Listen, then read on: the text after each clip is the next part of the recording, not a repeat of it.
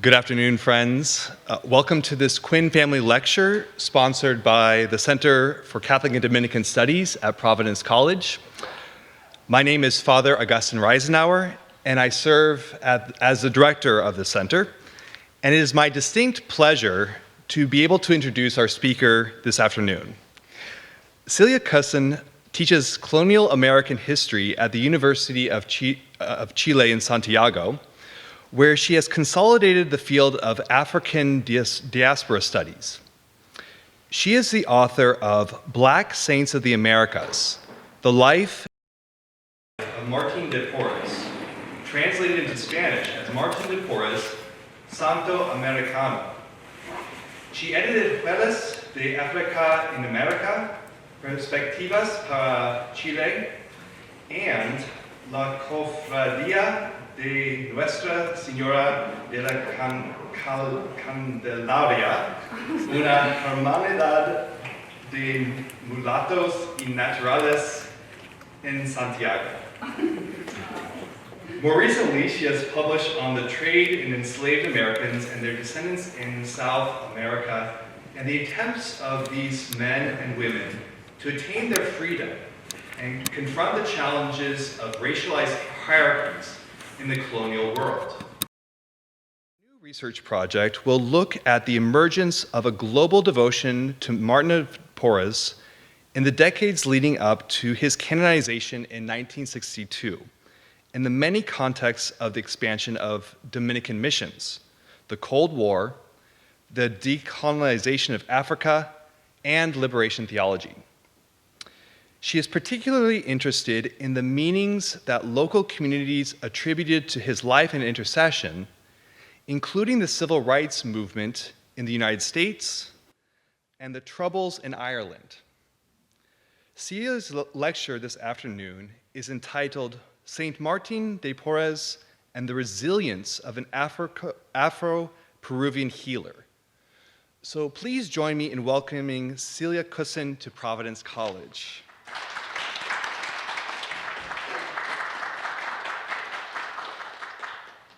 Thank you very much for that wonderful introduction, Father Reisenauer. Thank you for the invitation to the Quinn Family Lectures. It's an honor to be here on this campus, and I am very grateful to my hosts, Father Augustine and also Father David Orique, who've been extremely kind with all of my requests this week, driving me here and there and showing me where to find books and scanners and even a borrowed computer at the last minute. So I'm really grateful. It's a wonderful community, and of course this is the site of a very important component of the devotion to Martin of Porres. You have Martin Hall, and you have a beautiful statue on the campus by Father McGlynn right nearby, and so for me it's a real pleasure to be here. In June of 1864, during the climactic months of the Civil War, African-American members of St. Matthew's Church in Washington, D.C.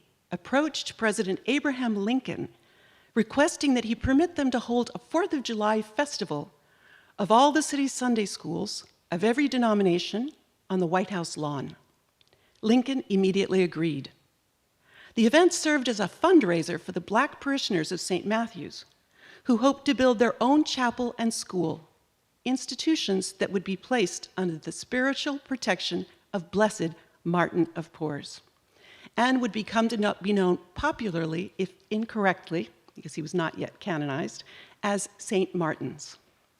The fundraising efforts, which included paid performances by the newly organized church choir, finally enabled Black parishioners to erect a chapel to serve a community of 200 adults who would not be required to occupy the back pews of the church, nor be the last ones to receive communion, and 50 children would enroll in the Sunday school, with another 50 to 60 boys and girls attending the day school.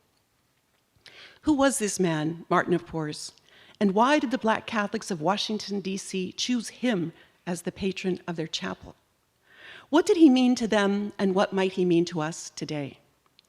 In this talk, I will tell you something about the life of this Peruvian born more than 400 years ago, and how he became extremely popular among Catholics of all kinds and in many places during the 20th century. I will try to show how he learned and grew from suffering to become a wise, generous, and devout man. His is a story of what we call resilience, that is, growth that arises from pain. Suffering is written into the Bible, of course, as when the Jews were constantly forced to regain their footing after God sent them extreme difficulties, as the theologian David Carr reminds us. These episodes created a form of communal resistance among the Israelites as God carried them through suffering to greater knowledge. This is one of the qualities of Martin of Porres' stories, which his biographers elaborated on and conveyed to others, especially in the 20th century. Martin, as we shall see, suffered social discrimination due to the abandonment by his father, his illegitimacy, and his enslaved African descent, all factors that held one back in the very hierarchical viceregal city of Lima. Yet the ability to achieve a dignified, productive, and holy life made him a cherished model for men and women of all kinds and in all nations.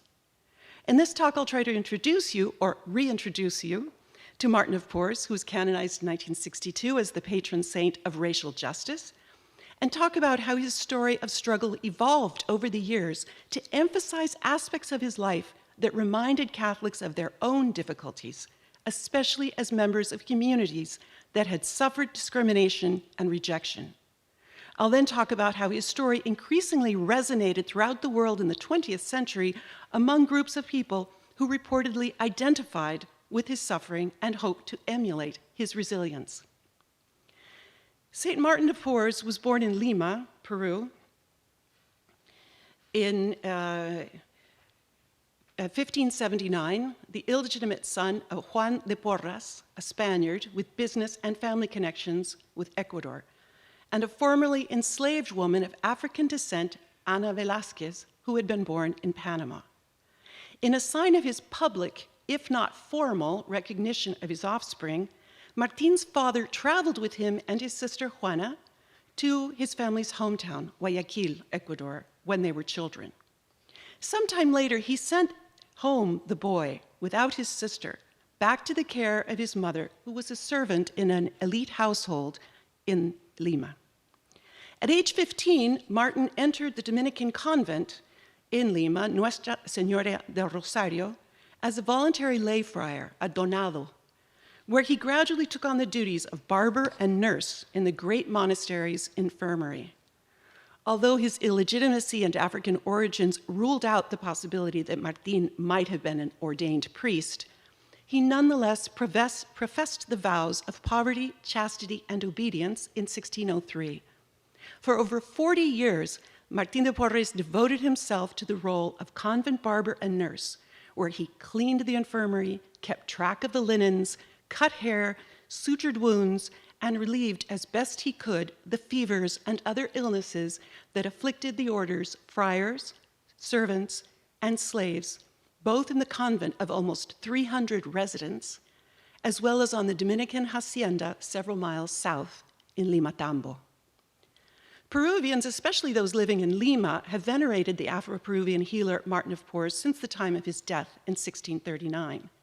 To the residents of the erstwhile capital of the Viceroyalty of Peru, a city whose grand Baroque churches glittered with symbols of the divine, Martin was a modest but captivating servant of the Dominican order who exemplified the Catholic virtues of obedience, humility, and charity, qualities represented in his images by his Dominican robes, the broom in his hand, and the basket of bread over his arm. This image is from the 17th century. It's an engraving that was at the beginning of his hagiography, published in 1676. He was also known as a prodigious miracle worker, whose fingertips could expertly bind a wound or chase away a fever. Like many mulattoes of the time, his contemporaries thought of Martin as a professional healer who relied on local herbs and poultices to heal. He was also known to innovate, using rooster blood or the scrapings from adobe walls mixed with his saliva to create cures in a world of very uncertain medicine. He often took his barber's kit to the streets of Lima to care for individuals of all walks of life, from crown officers to Indian villagers, and laymen and women of all social backgrounds, and his charity extended as well to the African slaves living in the rural areas of Lima and the indigenous people in local villages. Martin also cared for the least attractive residents of Lima, that is, the animals who were considered a pest. This included abandoned dogs and a vulture who had a broken wing. He's famously known for ordering the stray animals in the convent's basement, a cat that had recently littered, a dog, and a rat, to eat together from the same plate without acting on their natural hostilities. Martin is also experienced profound mystical episodes that were closely related to his fervor toward the foremost devotion of the Counter-Reformation, the reverence for the sacrifice of Christ on the cross, and its reenactment in the sacrament of the Eucharist. In this image from the 18th century, we see Martin with his scourge in his hand, his back streaked with blood, a sight reminiscent, perhaps, of the punished bodies of the enslaved African people of the Americas, embraced by Christ, their blood mingled and confused to the benefit of the souls of purgatory. This being the notion that suffering is part of the larger story of redemption. And here you can see, not particularly well, that Martin has elevated in his mystical rapture before the image of crucified Christ in the order's chapter room in the Dominican convent. And there were witnesses there, you can see them on the bottom left-hand side, who gave testimony in the canonization proceedings that they had actually seen him elevate in this mystical rapture and receive the embrace of Christ. Such was his religious devotion that he was known to disappear, to be alone with God on the days that he took communion, absences that, with time, came to be associated with the alleged gift of bilocation, meaning he could be at once in Lima and also on the frontiers of the Spanish Empire, in Asia, where he spread the faith. He was reported to travel in spirit to China to heal sick converts to the faith, and to North Africa, where he tended to the Christian captives in the hands of the Muslims. After his death, dozens of individuals came forward to elaborate the divine favors they received by appealing to the intercession of this holy mulatto. All of them were eager to see their local hero added to the rolls of Catholic saints. The Holy See's study of the case suffered an important setback when the ship carrying the handwritten depositions to Rome went down off the coast of Cuba in 1690. A second set of papers was soon sent out, and the case nonetheless moved slowly at the Vatican until in 1769, more than 100 years after his death, church authorities determined that Martin of Porres had been a hero of Christian virtue and declared him a venerable of the church. Two of the miracles from 17th century Lima were certified and became the basis for his beatification in 1837, a proclamation that may have been timed to coincide with the Catholic Church's denunciation of the Atlantic slave trade, an opinion formally established in the 1839 papal letter In Supremo Apostolatus. The case languished after that, and so it was something of a prodigy that in the midst of the American Civil War, the free Black Catholics brought Martin's life of charity amid diversity to the attention of the Dominican friars. One of these friars, St. Vincent Ferrer Convent in New York City, Norbert Georges, founded in 1934 the Blessed Martin Society to promote his devotion in this country. The Guild produced short and long biographies of Martin of Porres, as well as offered objects, statues, prayer cards, and so on, to missions and parishes throughout the world. And here you can see what they state as the goal of the Blessed Martin Society, which is to make Blessed Martin de Porres known and loved all over the world, to inspire confidence in his intercession, and hereby to provide the canonization, to promote his canonization, to help all men see in each other a brother, to prove to all men, no matter what their race, origin, or condition of life, that they can rise to the heights of holiness by prayer, penance, and the proper use of the sacraments to erase the impression among non-white people that the Catholic Church is not Catholic, but only Western white. The Guild produced short and long biographies. This is one of them, Meet St. Martin. And at the same time that they were doing this, Black members of the church continued to promote Martin as well, interested in seeing him on the walls of the churches as one of the saintly figures that demonstrated the racial inclusiveness of the order. I'm going to stop here just to mention that current research on Martin of Tours sees him, or some of the research has seen him in the racialized or racist tradition of the Catholic Church. One researcher, for example, argues that his sainthood, quote, has helped to promote, sanction, and excuse white mastership.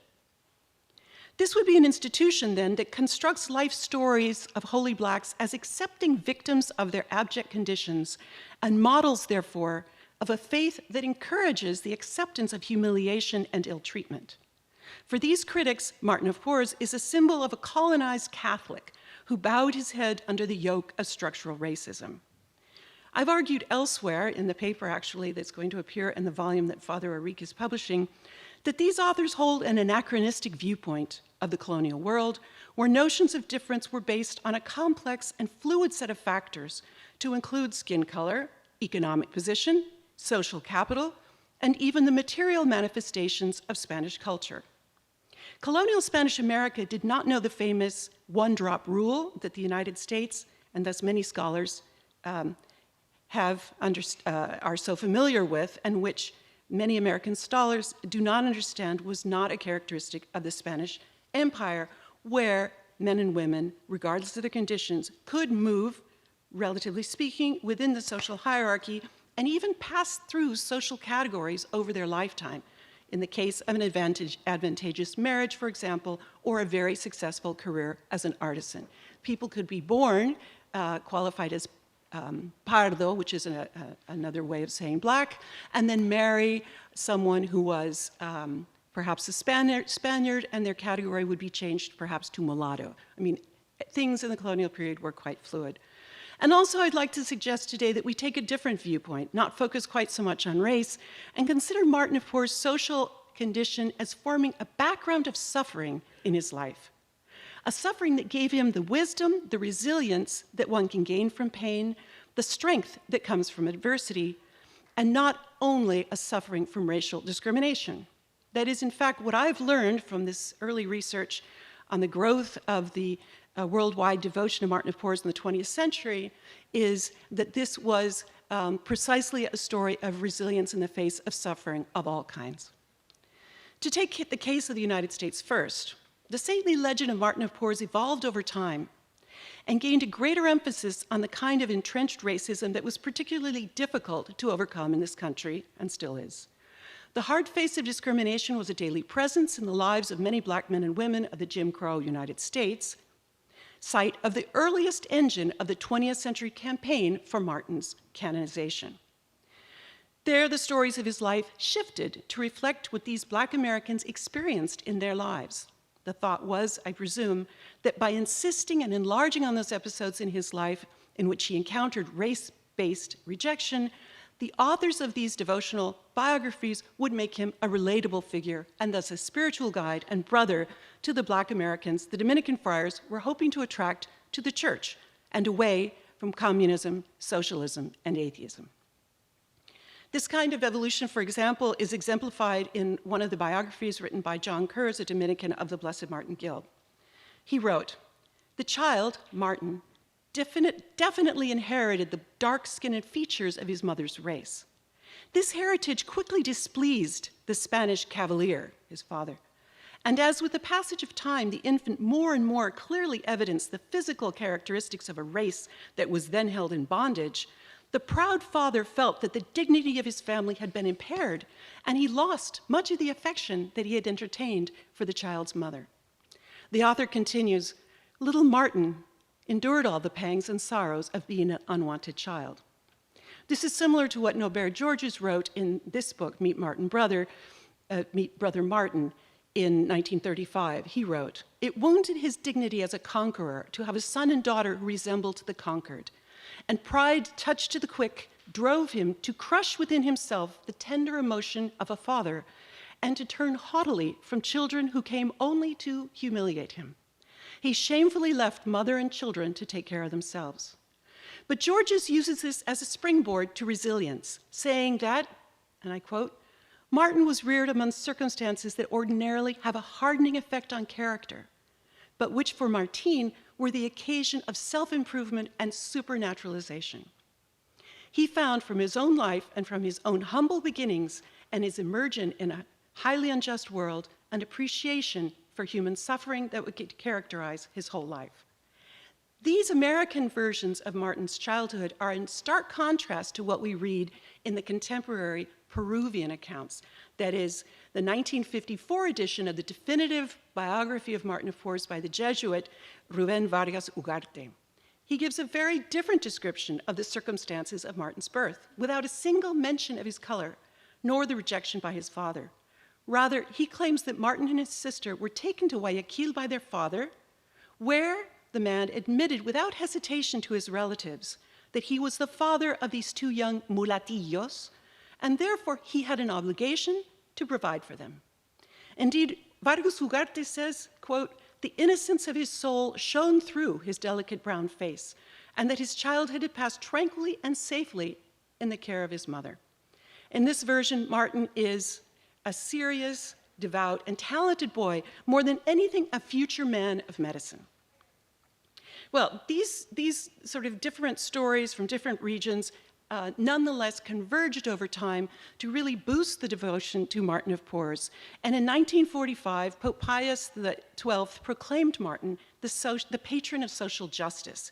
And his devotion was soon closely associated with the decolonization of Africa, the campaign for civil rights in the United States, and interracial brotherhood throughout the world. Martin of Porres became increasingly popular in the decades before his canonization in 1962, an event that was celebrated in Rome and throughout the world with the creation of schools, community centers, parishes, and publications named for the Baroque Peruvian saint. During the canonization ceremony at St. Peter's Basilica on May 6, 1962, Pope John XXIII affirmed that the canonization of this humble man of charity, humility, and obedience, a man devoted to the crucifix and the Virgin Mary, represented the vindication of all the oppressed of the world. This is a picture of one of the sculptures that the Dominican of Providence College, Father McGlynn, created of Martin of Porres. This is an image he was asked by I believe by the Blessed Martin Guild to create in 1934. And as you notice, it's an image of a very young, very humble man who has his broom by his side, which is, of course, a sign of humility, downcast eyes, clutching the crucifix to which he was devoted. Later on, however, in 1968, the same sculptor created the image that is outside here on your grounds. This is a very different version of Martin, and you can see that his figure has evolved among the devotees in this country. Here, at least to my mind, he looks like a worker. He's got boots on. He's got very strong-looking hands, wide shoulders. He is not a child. He's a man who has suffered, a worker. And he's still clutching the cross, and the cross, the broom is behind his back. In the United States, this idea of including at his feet these animals that are typically seen in the Peruvian representations of the cat, the dog, and the mouse has been deleted, especially the idea of having rats at his feet. This didn't strike a chord here. And when he was canonized, this is what a Jesuit priest said on the occasion of his first feast day, November 4th, 1962, and this is what he said. This is from the New York Times. "Roman Catholic segregationists must be appalled at having to celebrate the feast of St. Martin de Porres," a Jesuit priest said at a civil rights mass here today. He added that on this feast day, November 3rd, they were venerating the offspring of a white father and a Negro mother. The priest, the Reverend Walter Abbott of the Jesuit Weekly America, said the canonization of St. Martin on May 6, 1962 was, quote, the church's infallible answer to racists who would be Christians. He delivered the sermon at the third annual Mass for the Advancement of Civil Rights, sponsored by the St. Thomas More Society, and said at noon in St. Francis Xavier Church on West 16th Street. At the Mass, a new jazz hymn to the saint was sung by Ethel Fields. The hymn was composed by the jazz pianist Mary Lou Williams in collaboration with the Reverend Anthony Woods. St. Martin, son of a Spanish knight, not so, and a Negro woman, rose to become the Dominican lay brother and surgeon noted for his good works among the poor. He died November 3rd, 1639. In his sermon, Father Abbott said, some Catholics are certainly making weird use of the Bible these days to support segregation. But, he said, the sayings of Jesus and St. Paul support instead the opening statement of the Vatican Council. We proclaim that all men are brothers, irrespective of the race or the nation to which they belong.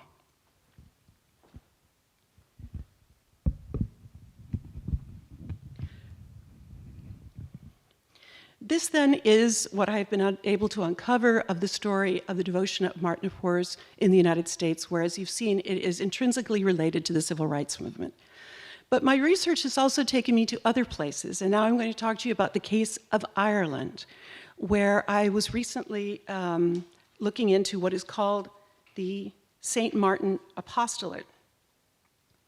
Evidently, the St. Martin Apostolate in Dublin, Ireland, was created by a Dominican friar named Stephen Glendon, who came to New York City and became familiar with the Blessed Martin Guild here, and decided to take the devotion first to Tralee, then to Cork City, and finally it was taken to the center of Dublin. The apostolate has, of course, moved several times, but it's now near Parnell Square, where it has a bookstore of Dominican publications, religious articles, and behind it a small, very bright chapel where masses are offered twice daily. The stained glass windows of this chapel offer a visitor the first clues as to how to understand the qualities of the saint, at least among the Irish. They show Martin of Tours in front of a brick fireplace in the kitchen of an Irish peasant house, where a metal pot hangs in front of a flame maintained, it is understood, by the peat that is kept in a kind of bucket on the floor. From her basket on her arm, from his basket on his arm, he offers bread to a barefoot child while the child's mother watches the scene. There is a broom to one side, a symbol, of course, of Martin of Tours, although here it is not clear who uses it, St. Martin, the woman in the picture, or the boy. What is clear is that the scene is focused on Martin's great charity, his celebrated virtue. If you notice Martin there, looks more like an Irishman than like a Peruvian, right? I mean, the Irish are seeing him as a likeness of themselves. On the other hand, there is a statue of Martin at the entrance to the chapel where the saint receives the requests of his devotees. Here we do not detect the broom nor the little animals that are so common in the representations of the Peruvian saint. He's a saint who does not emphasize here his humility, but rather his ability to listen to the needs of the faithful. The image to the right is in St. Saviour's Church, which is the Dominican mother house in Dublin. And there we see Martin of Tours, again looking somewhat more like an Irishman than a Peruvian, with, a poor young man at his feet. Yesterday in the graduate class of Father Arik, one of the students said, it's interesting that he, in these images, is engaging with a young person, which is something that I hadn't seen on my own, and which I hadn't seen in other images of Martin of Tours, so it's something to look into. Well, in the store, they sell many different representations of Fray Martin, all imported, and they give everyone a relic, and that's just what the man is holding in his hand. It's like a credit card of Martin, anyone who goes in. And in 1952, 70 years ago, the founder of the house in Dublin and the Irish Dominicans published the first issue of the Blessed Martin of Porres monthly magazine, which has been published continuously ever since. Its name changed when Martin was canonized in 1962 to Saint Martin de Porres magazine, and then changed again in 1991 to simply bear the title Saint Martin magazine. In Ireland, if you talk about Saint Martin, it's understood you're referring to Martin of Porres. They don't seem to have much memory of Martin of Tours. At this time, it is a circulation of 15,000 copies. Circulation at one point reached 100,000 copies. And among its pages are letters of thanks for favors done through the intercession of Martin. That's what this column is, St. Martin Replies. Spiritual advice, reports on the activities of the missions, Irish missions in Africa and the Caribbean, games for children, tips for gardening, and advertising for the St. Martin of Porres lottery, which seems to be one of the major sources of funding for the activities of the Irish Dominicans, especially in their missions. It's used for the formation of novices as well as for the missions. I spoke to the spiritual director of the apostolate, Father Dermot Clifford, and the executive director, Dara Murphy, who explained to me that the devotion to Martin, expressed above all in subscriptions to the magazine, was for many years, he explained that it was used to finance the missions, as I've just told you. They had missions in Argentina, India, Australia, Trinidad and Tobago, and Iran. I asked them why, in their opinion, the cult had become so important in Ireland. And I still don't fully understand it. I hope to do more research. I intend to review the issues of the Irish magazine and the press of the time, and if I can, conduct interviews with devotees who might help me arrive at a nuanced explanation of this devotion. But as a starting point, I take the explanations that these two men offered me. In the first place, according to the spiritual director, the Catholics took a liking to Martin for identifying with the suffering of African descendants. They did not handle almost any data on the Peruvian colonial world in which Martin lived, nor the kind of discrimination that the descendants of slaves would have suffered in that city. Rather, they associated San Martin with African Americans, that is, American in the United States. And in turn, they associated the discrimination of African Americans with that suffered by their compatriots who were forced to immigrate to the United States during the Great Famine of 1845 to 1860.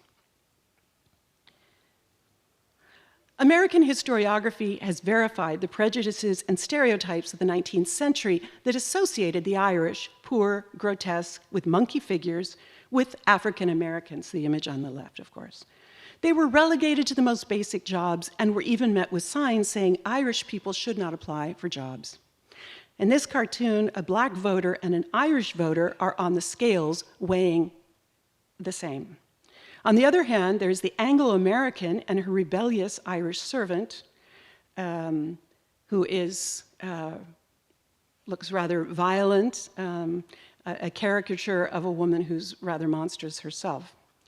This memory of the discrimination against the Irish in the United States is very much alive in Ireland, according to the people I spoke to. Well, there's another story linking the Irish to African Americans.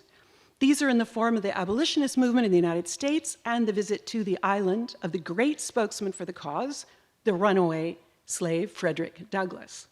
He spent 6 months in Ireland in 1845 to 1846, shortly after the publication of his autobiography, A Narrative of the Life of Frederick Douglass. He partly left the United States after he published his book because due to the fugitive slave law, he could be re-enslaved even in Boston and carried back to the hands of his master. But he also was coming at the invitation of the Hibernian Anti-Slavery Society. And this was the first stop of an extended European trip, which was intended to amplify Irish support for the cause of abolition, as well as to regain strength on a continent where there was no longer any chance of his recapture by a Southern master. During his stay in Ireland, he met with Protestants and Catholics, including Daniel O'Connell, a high-spirited political speaker and fervent abolitionist who called for a separation between Ireland and England, its colonizer at the time. And in his private letters of the time, Douglas commented that in Ireland he noticed, quote, a complete absence of any manifestation of prejudice on the basis of my color, and, quote, not a single delicate nose twisted itself up in my presence. Douglas understood well the suffering of the Irish in those years, which marked the beginning of the Great Famine and the exodus of innumerable Irish from the island. He commented in a letter to his American benefactor about the living conditions of the typical Irish family, where a man, his wife, their 5 children, and a pig shared a small room. I'm quoting him. Here you have an Irish hut or cabin, such as millions of the people of Ireland live in, and some live in worse than these. Men and women, married and single, old and young, lie down together in much the same degradation as the American slaves.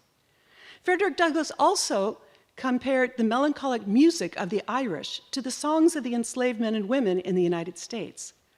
Nonetheless, he insisted that the comparison could only be taken so far. There is no possible analogy between the two cases, he said. The Irishman is poor, but he is not a slave. He is the master of his own body. On the other hand, interviewees, the 2 men I talked to from the St. Martin Apostolate, quoted the well-known contemporary Irish writer, Paddy Doyle, the writer of The Commitments, for example, and other novels and plays, who says that until very recently, the Irish felt themselves to be the blacks of Europe, looked down upon for centuries by their English colonizers. There's a historical feeling of inferiority and submission. Also, we talk about the quite direct relationship between the struggle during the 1960s for civil rights in Northern Ireland, a territory controlled to today by the English. The claims resulted in the so-called Troubles, a time of violence between Protestants and Catholics that extended from 1968 until 1998. Historiography tells us that these problems had their origins in the discomforts of Catholics in the North in the post-war era, where they suffered spatial segregation, discrimination while looking for housing and work. These complaints were the origin of the Campaign for Social Justice in 1964 and the Northern Ireland Civil Rights Association in 1967, groups that were organized marches inspired by the peaceful actions of Martin Luther King in the South of the United States. In one of these marches, through the largely Catholic town of Derry, also known as Londonderry, Catholic protesters even sang the anthem of the American movement, "We Shall Overcome." This imaginary of the long history of the impoverished Irish discriminated against by their English colonizers is what captured, perhaps in the representations of a saint giving bread or a gesture of protection to a barefoot young man. As a third avenue of interpretation, it seems plausible to me. Here is Frederick Douglass, a statue of Frederick Douglass in Dublin, and here is, of course, an image of Derry during the Troubles in Northern Ireland. As a third avenue of interpretation, it seems plausible to me that, in addition, the figure of Fray Martin captured in the 20th century, in an extraordinary way, the project and need of the Dominican missions in the Third World. Despite the fact that, as we've seen, the statues have different skin tones, with or without curly or straight hair, they always wear the habit of the Great Order of St. Dominic, present in Ireland since 1224.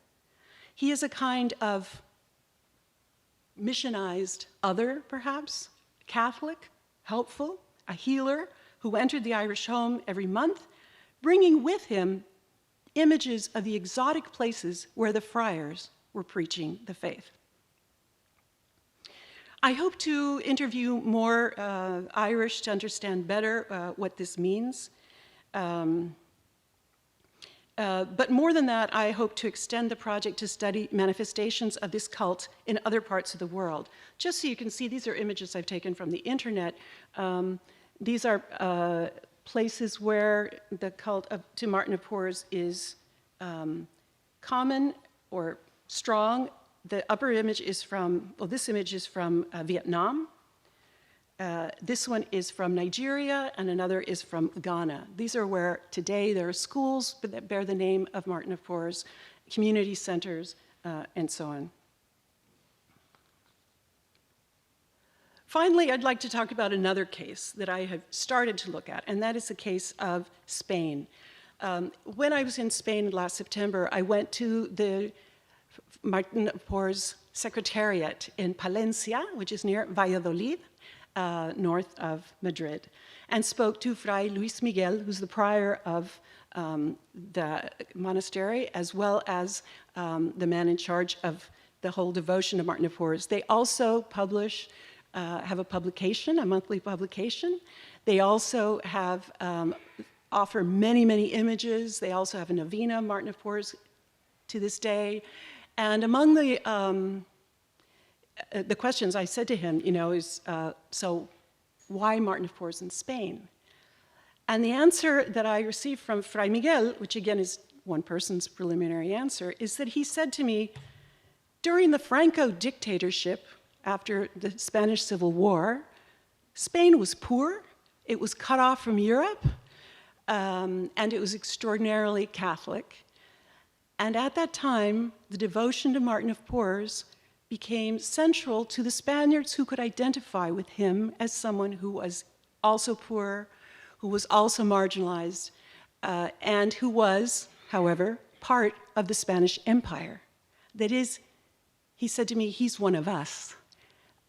Which was surprising to me, but the Spaniards do tend to think of the Spanish-speaking world as kind of part of their legacy and part of their world, which kind of hurts Latin Americanists, but it is true.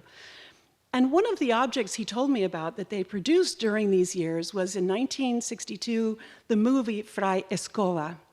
It was written with the help of one of the Dominican friars and done by a local director, a lay director, at a time when hagiographic movies were very popular. And so they filmed the life of Martin of Porres, and seeing this film, what's very interesting to me is that Martin, as a young man in the movie, before he takes the habits of a Dominican, is wearing the very elegant outfit of a little Spaniard. That is, he's dressed as though he were an elite Spaniard. That's what they see in Martin of Porres, someone like him, but someone who was abandoned by his father, someone who suffered poverty with his mother, someone who was humble and a healer. And I think these are some of the through lines of the devotion throughout the world.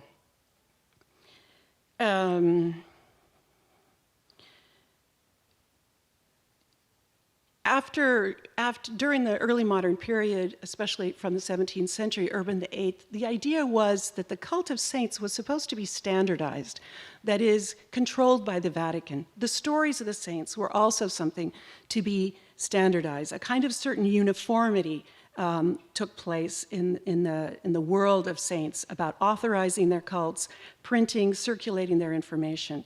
And yet, it seems to me that despite this ecclesiastical preference for uniformity, the imagination and the symbolic needs of the faithful worked so that the dispersion of the legend is not limited to the geographical, but also sometimes quite radical adaptations of its meaning and the forms of devotions.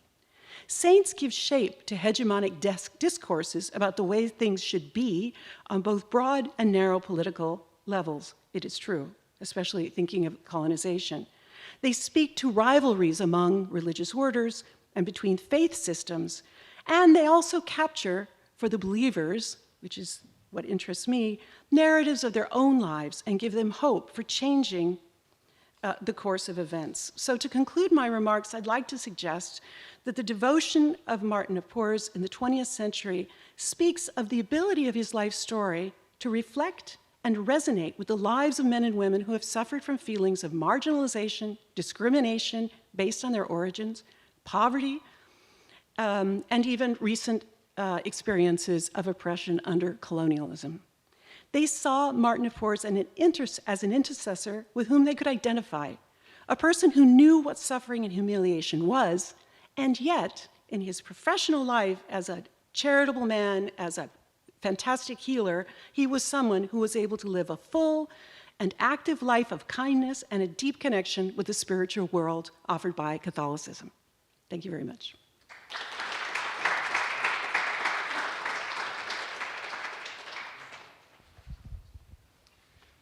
Friends, we have some time for questions. If anybody has a question for Dr. Cussen.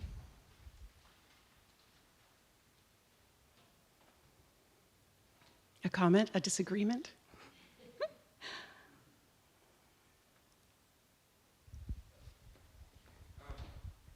First of all, I want to acknowledge and thank you very much for your wide-ranging presentation of Martin. I didn't know about, certainly not about Spain, and only had heard a little bit about Ireland. My name's Father John Allard. And usually we try to make sure that students are the first ones to speak, but I'm just going to go ahead with this. Two comments. One is that you may know this already, but Frederick Douglass, in his narrative, refers to a time when he meets Irish people who are working in the shipyards there, and they commiserate with him with some disbelief that he's a slave for life, and that gets emphasized. So I thought, well, there's a way that, I don't know if this is post-Ireland visit or pre-Ireland visit, but probably pre, if you said he was the narrative was already written, and that's one of the reasons why he needed to be maybe outside of the U.S. But in any event, that is there. The second thing to mention, and only by way of an analogy, I had heard that relatives of mine in Ireland had referred to the Black Saint, and they were referring to Martin. When I was in Ireland in 1987, which is quite a long while ago, but it was before apartheid had come apart in South Africa, and I was on my way to South Africa, I was struck by the billboards in Ireland that were boycotting South African fruit because it was from a country where there was this apartheid system. So it seems to me that the Irish sort of association and identification with suffering has brought them to St. Martin, but also was obvious in their concerns about South Africa. Thanks. Interesting. I didn't know about that.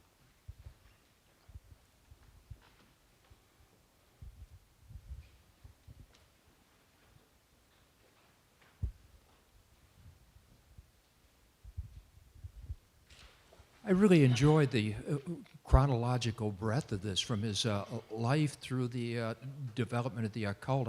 I was curious about the early reputation for sanctity as a miracle worker, healer. 1690, the documents are lost in the ship near Cuba, and not declared venerable until, what, 1769? Who was really behind the initial campaign? It seems there must have been really a groundswell among the local community, not just the convent at Lima. And it's a long road to 1962. Could you say a little bit more about the early cult and the resiliency of a reputation? He must have genuinely been regarded as an extraordinarily holy man from the very beginning. Yes, Martin of Porres was one of several saintly figures in 17th century Lima. There was this spate of saints identified locally at the time, and there was an openness to finding sacred ancestors, as I call them, much the way Andeans revered their sacred ancestors whose mummified remains were in caves in the Andes. I think there's a seepage of the imagination of the Andes into the idea of locating sacred ancestors and revering their relics over the altars, on the one hand. And so you have many people, and there are a variety of people, and I think people were looking for different examples in this really buoyant religious situation, which is the Baroque in Lima. So there's a woman, St. Rose, who of course was canonized before the rest. There were some Spaniards, a bishop, Toribio de Mogrovejo, who was kind of what's his name? Borromeo, Charles Borromeo kind of figure. Francisco Solano was a Franciscan. And then the Dominicans had these three, well, St. Rose she wore the habits of a Dominican. Underneath those habits of a Dominican of the third order, she also wore the habit of the Franciscans, and her confessor was a Jesuit, so she really was supported by all the communities. And she was very, very popular in the community among lay women who formed lay houses for women to study and so on. So she was very much emulated. And then there's Juan Macias, who's sort of the forgotten Dominican saint of the 17th century. I'm hoping someone picks up his story, and he was a Spaniard, and he was a lay brother. And works on that. So there was kind of, and then there were also figures who were never canonized. One of them is Nicolás de Ayllón. He was a tailor, an Indian tailor, who had been brought to Lima from his village by a Franciscan friar, and then had become a very good artisan. He married a poor Spanish woman, maybe she was a mestiza, and he was very close to the Order of John of God. And he housed poor Spanish women who were in danger of losing their virtue. And when he died, there was a canonization process begun for him as well. And it actually was quite successful. The testimonies were taken in Lima, sent to the Vatican. The Vatican said, yes, go ahead, let's do another round with our forms of his virtues. Let's find out more about him.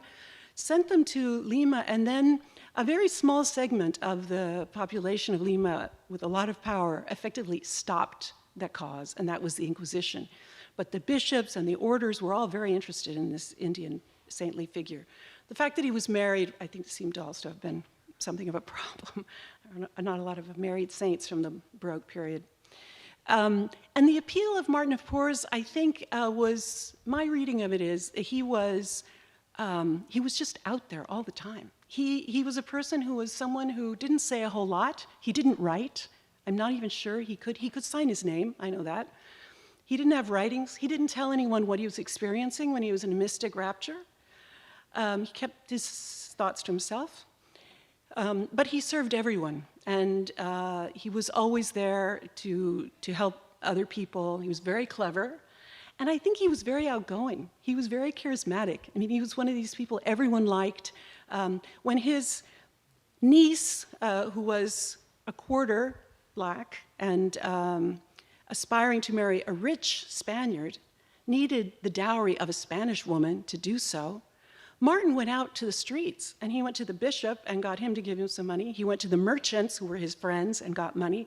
He went to the women, the African-American women who sell fruit in the square to get contributions. And he amassed 6,000 pesos, which is a lot of money at the time, for the sake of his niece's dowry, which is a sign of course, social mobility at the time, right? She became, at her death, she was a wealthy woman who was not referred to as a cuarterona or mulata. Her racial origins are completely unimportant at the time. She was considered by then a Spaniard. So I think of Martin as a man who was, the best doctor you can imagine. A guy who was friendly, who was always willing to help. He came up with stuff that proved to work. And he was just really warm. He also did social healing, what I call social healing, meaning people were having spats and fights among themselves, and he would intervene and sort of calm the waters.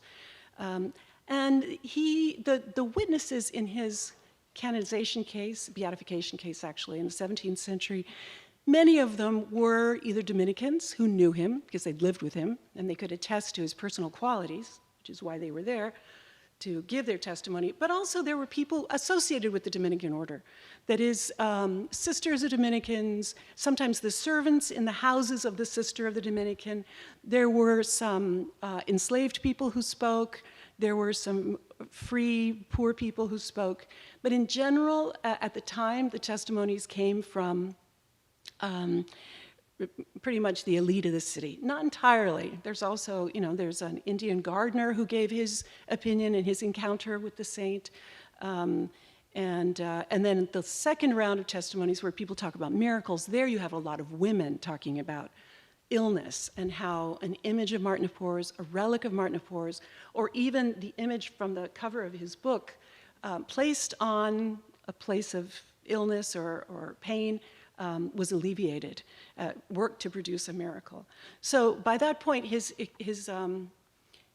devotion had expanded rapidly. I think, we lose track of it later, but in the Andean towns today, Martin of Porres is very popular, and St. Rose is more popular. So when she is taken out on her feast day, Martin of Tours is taken out to process the streets with her. He's kind of her companion. And in Peru, he's enormously popular among all segments of the population. To this day, there's a district of the city of Lima that's called St. Martin of Tours. There's a university that emphasizes the health field, actually.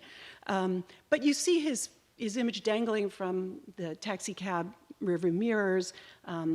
He's next to the cash register and the small little bodegas down at the corner and so on. So by now it's clear that his people are interested in him from all segments. And there's a mass to him every Tuesday in the Dominican church, which is, all kinds of very popular crowd of people who go see him. So, it started, I think these cults were at the beginning definitely guided by the religious orders. And yet the funerals of these people were attended by multitudes, reportedly. So, the word got out quite quickly, especially when they were such good intercessors, I think. But he moved around. He was always going around into households and helping people too. So I think everyone kind of knew who he was. Thank you so much. That's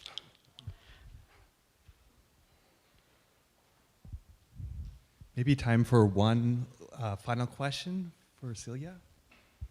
Thank you very much for your presentation. Just a couple of questions was, Martin de Porres, Juan Macias, and Rose of Lima were colleagues, and they lived at the same time, as well as the Archbishop of Lima, and they were all eventually canonized. The other thing is that, back to your question about who promoted the cause for canonization, it was really stimulated by Father Norbert Georges through the Blessed Martin's.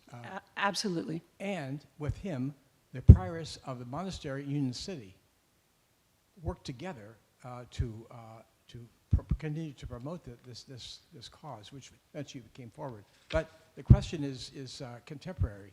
The world is now being overwhelmed by the whole question of DEI, diversity, equity, and inclusion. It's everywhere in our thinking. These are not really original values to this current contemporary culture. They were in the life of Martin de Porres. How would you say we should take his life and his mission and his ministry and his power into affecting the whole question of DEI in today's culture? Well, that's a difficult question, but I think in the 20th century, that's what the Dominicans were doing, is to say he is an example of inclusion. He is a remarkable man, an extraordinary man who is an example for everyone. And we have to understand that his origins were in some ways the motor of his sanctity. That is, he was someone who was resilient. That's kind of my point, who overcame the suffering of having, grown up without a dad. His father seems to have appreciated him, but he did send him home to his mother. And he was illegitimate, which was not a good thing in Lima. And of course, Black origins meant that you could do the vile occupations, healing, touching people to pull their teeth or to shave their tonsure, which is what he did, right? Or healing people was something that was not, Spaniards wouldn't do that. Spaniards were physicians and they would diagnose someone according to the humoral theory of medicine. And then they would ask that someone come and bleed this person or in other ways set their bones or something. So those occupations of actually bleeding someone or setting their bones or pulling teeth and so on were things that people did with their hands. And so he was someone who, because of his race, was kind of left to do those kinds of things. He could not have gone to the university. He could not have become a physician, just as he couldn't become a priest, because of the statutes of purity of blood in this Spanish world at the time. His enslaved African origins, which are associated with illegitimacy, and he was also illegitimate, and are also associated with these vile occupations. And there's also a hint of suspicion of Islamic influence in the Africans who were brought to the Americas, especially from sub-Saharan Africa, where the Muslim influence had arrived. And so, they were definitely marginalized people, and that really held him back. But I think there are things that hold all of us back in our lives in one way or another, and I think he's an example of someone who lived a life of joy and action and acceptance, and that's kind of what resilience is. What role could he play now? I mean, I'm sort of, who am I to say? But I think his figure is worth looking at and not in the way of the little man with the broom and the mice in his feet, but at the man of, the image. I love the image that McGlynn made of the man who's strong but has worked too hard and, has suffered and is in a position in the society where he is definitely, his options are limited. And yet, Martin gives us the example of someone who, he became a very, very highly esteemed healer. And, this was within the realm of the possible for him, just because of his virtues and his character and his strength as a person. So I don't know that I've answered your question. It's not an easy one. But I appreciate your comments, Father, about the Blessed Martin Guild, which, of course, is what I'm very interested in learning more about. And I did not know that there were Dominican nuns involved. Shouldn't say I'm surprised, but I'd love to hear about it afterwards with you. Wonderful. Thank you very much, Celia, for a brilliant and a very beautiful lecture on St. Martin de Porres and the resilience that he inspires us all to. I'd like to invite everybody here to a post-lecture reception just next door in the Center for Catholic and Dominican Studies. So please join us to continue the conversation and the fellowship. And thank you again, Celia, for a wonderful lecture. Thank you very much.